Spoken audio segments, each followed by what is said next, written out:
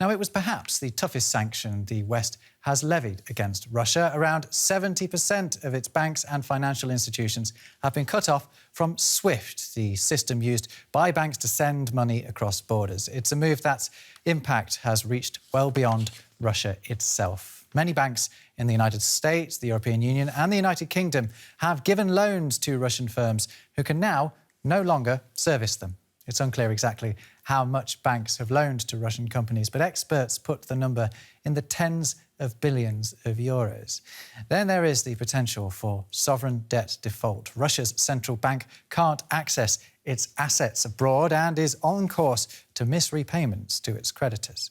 Now, Russia currently owes nearly $50 billion to lenders in the West. Payments are also due within the next 2 weeks, one for $100 million in interest, another one over $2 billion. Now, among the countries levying sanctions on Russia is Switzerland. It's an unprecedented step for the neutral country that plays a key role in the financial world. But some critics say it hasn't gone far enough.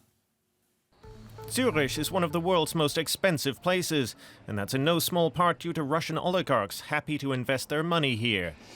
Rudolf Elmer used to be a top banker at the venerable Zurich bank Julius Baer. Today, he is a critic of these financial institutions, who came to international prominence as a WikiLeaks whistleblower. In der Schweiz wird viel Geld angelegt, weil a lot of money is invested in Switzerland because banking secrecy protects the oligarchs. We have a strict secrecy law. The government, politicians and the judiciary support this because it is a huge source of income for the Swiss state. Russia's brutal war against Ukraine has put worldwide pressure on Switzerland to respond. It's likely one of the reasons why the government here has backed the sanctions, saying Russian oligarchs should no longer be able to access their assets here. But Elmer is skeptical. Switzerland was slow to introduce sanctions, and that gave the oligarchs plenty of time to shift their fortunes somewhere else. Concealing the origin of money is a long tradition in Switzerland. This means that the actual owner is disguised via trusts in the Cayman Islands or companies or whatever in such a way that you don't really know who is behind it. The Swiss Bankers Association rejects this accusation, saying the sanctions would be strictly observed. It's important to understand that these sanctions oblige banks to report Russian customers to the authorities. Banking secrecy is never absolute. It can be affected by a legal obligation to provide information. And that is also the case with these sanctions.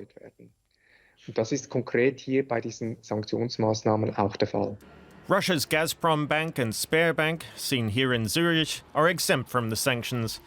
That allows EU countries like Germany to still be able to buy Russian oil and gas through them. But public criticism is growing. Sberbank in Zurich has covered over its logo and lowered window blinds for fear of protests. The Swiss NGO Public Eye has long criticized the Russian banks, and now it says they're playing a critical role in Moscow's war. This is, of course, a substantial part of Vladimir Putin's war chest.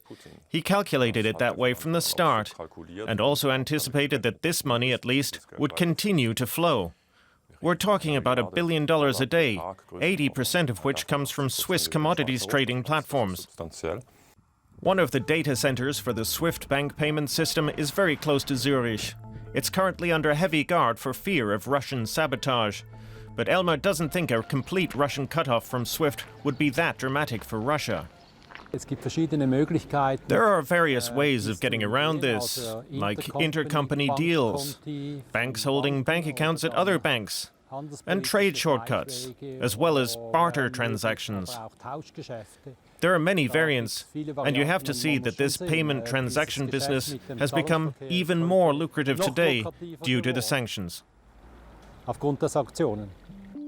Rudolf Elmer now lives in seclusion near Zurich, but he hasn't stopped criticizing Switzerland's financial institutions and authorities.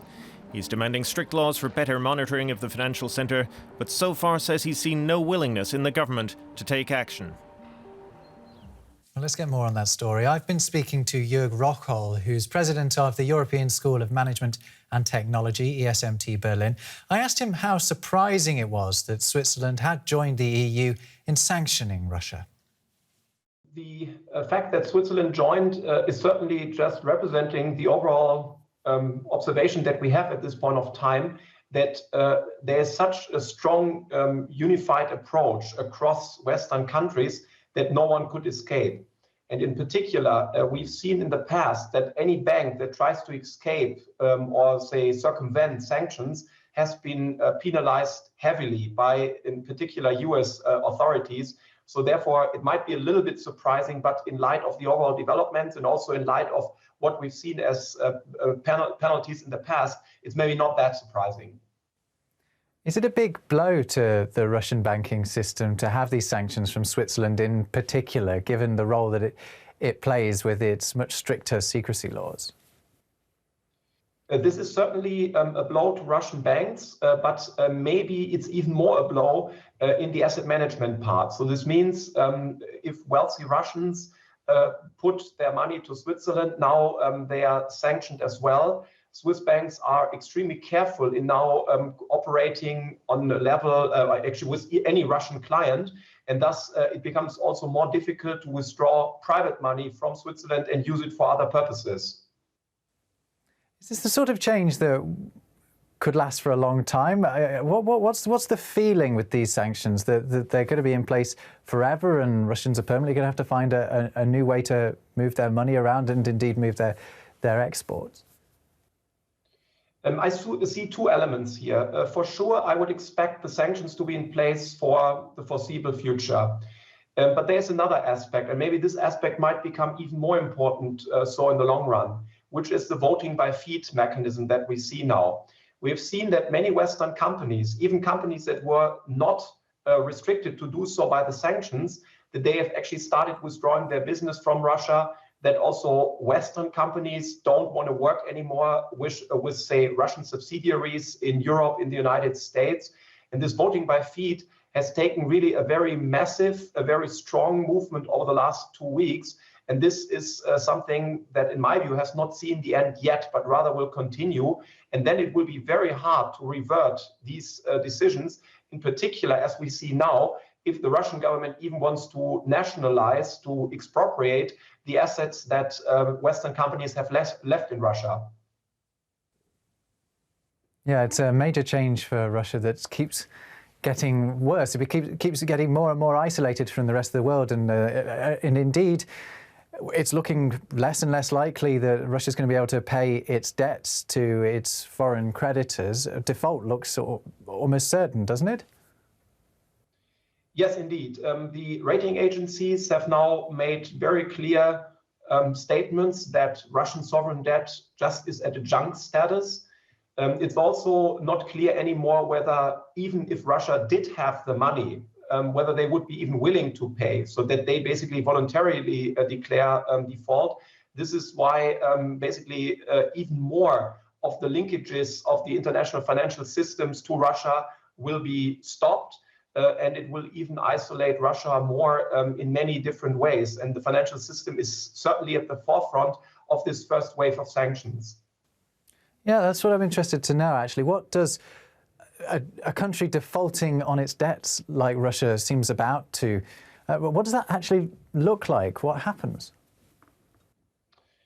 It would basically mean that Russia wouldn't pay back the bonds in particular it has borrowed. It wouldn't pay the interest that would be due to Western creditors.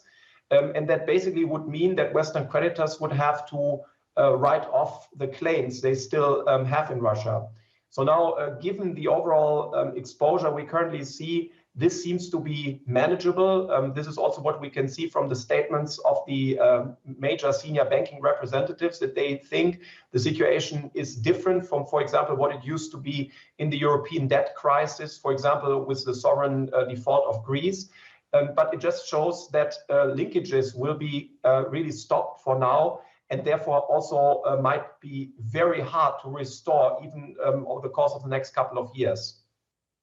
So what we really are going to see is a knock-on effect from these sanctions well beyond Russia. Jurg Rockhold from the European School of Management and Technology, thank you so much for being on the programme.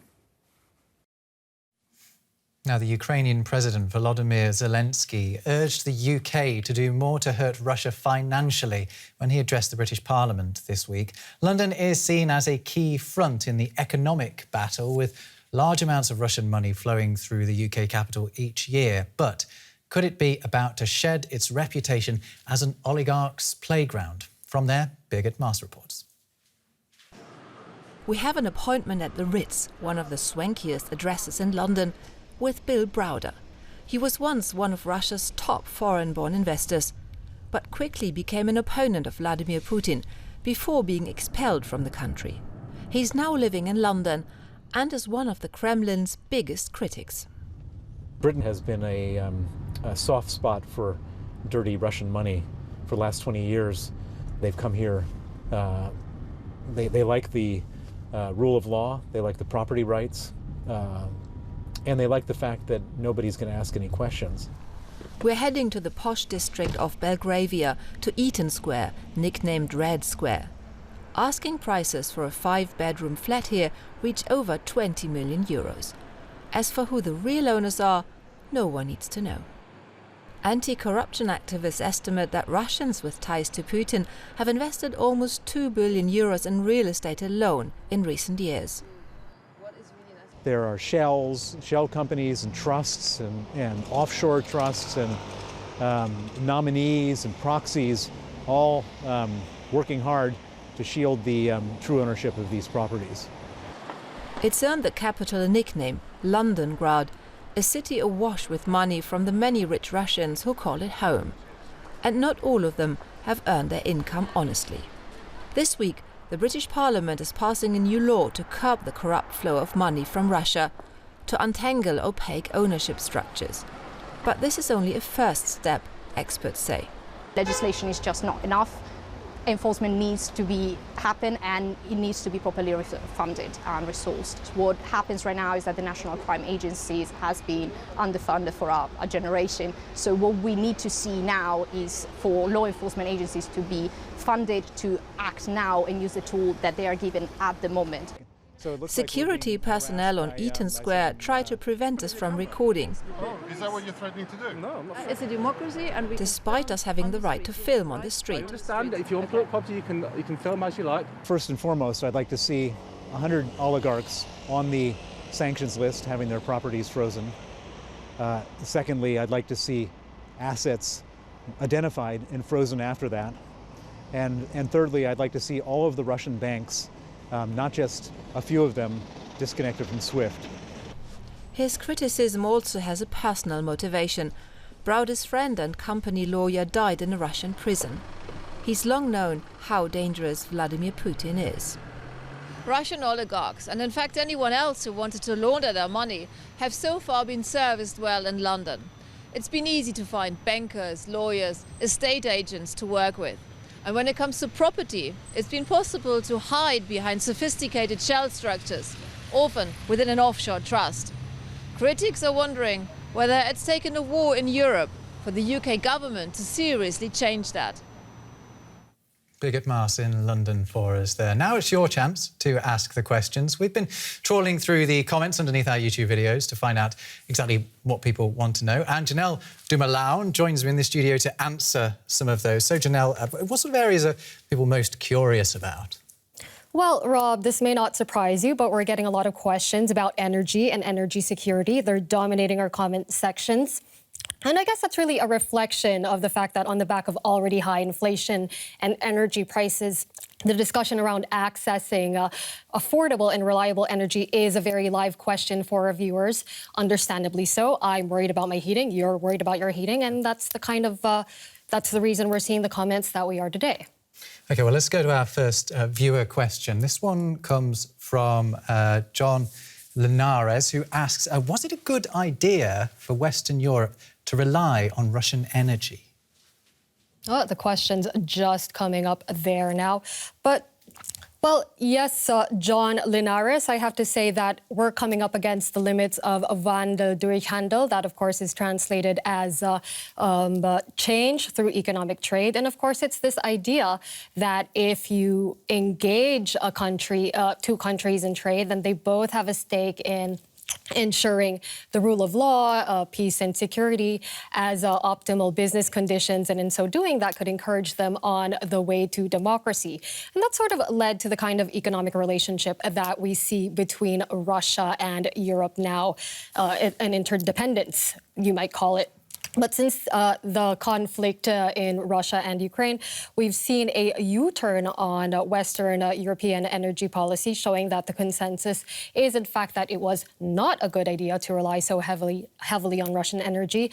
Wandel has not perhaps worked as well as hoped.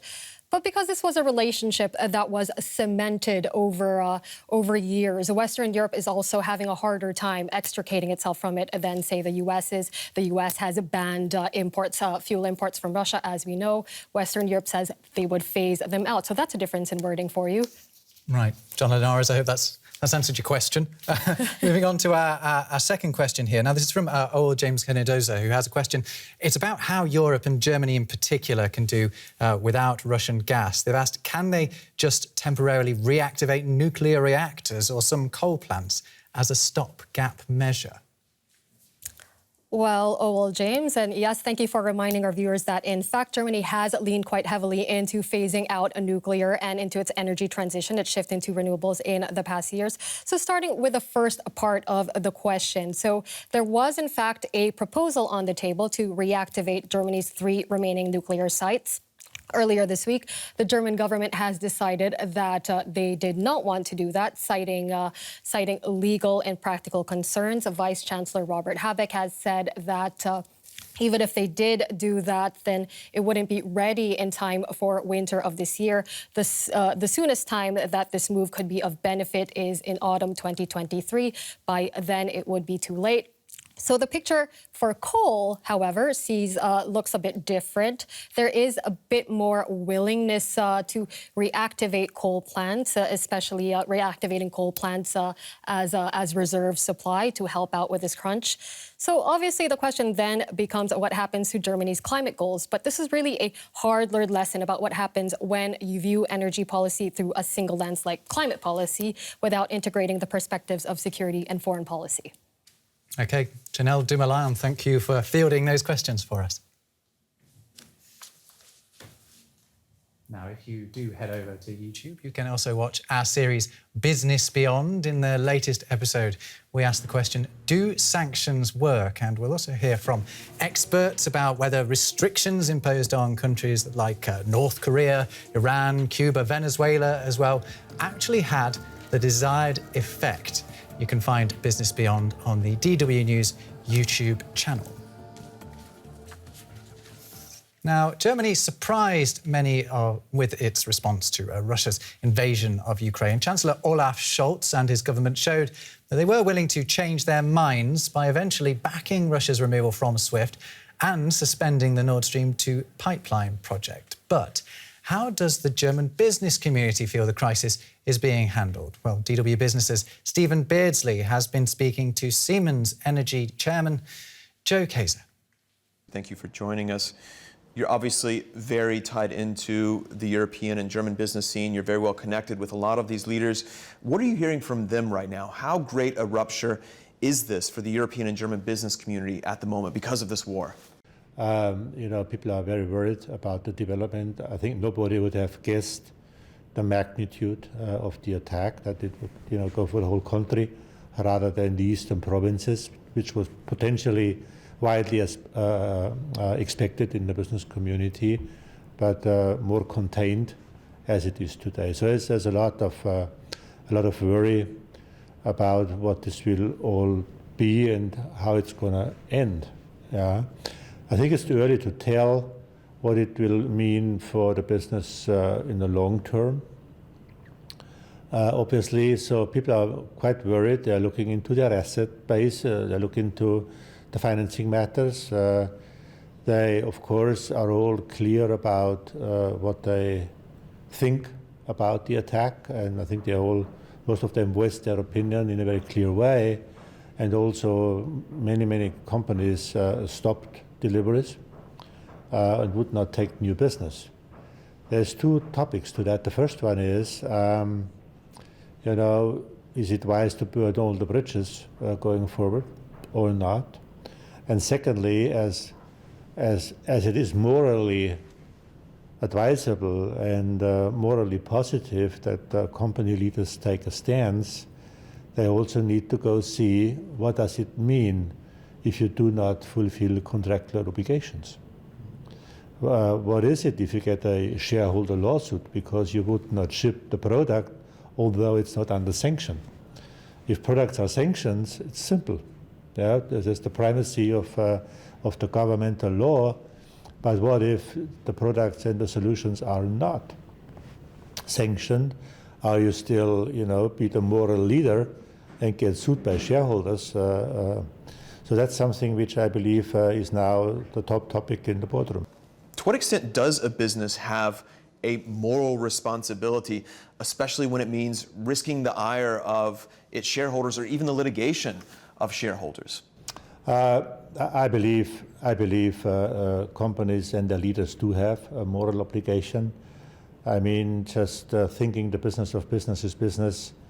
If it has ever been valid, it was more in the 70s and 80s, but not today. I believe businesses also have a societal responsibility and impact the freedom and peace and integration of interest as much as they can. So the good news this time is that mostly in Europe, but certainly in Germany, there is a so-called business judgment rule.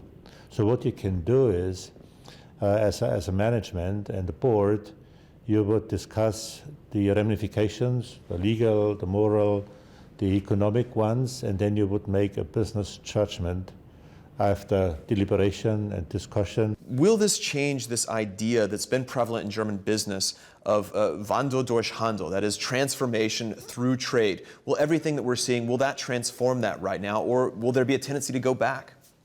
It has brought millions of people out of poverty. It's a fact. Look about China, millions of people out of poverty. Should you, for that and for your profits and for your growth, mistreat human rights? Absolutely not.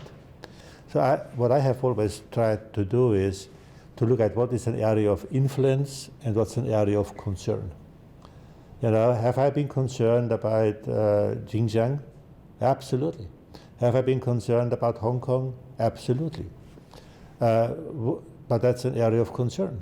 Would I have ever even closely accepted forced labor in our companies or at our suppliers? Hell no, because that's been my area of impact and influence.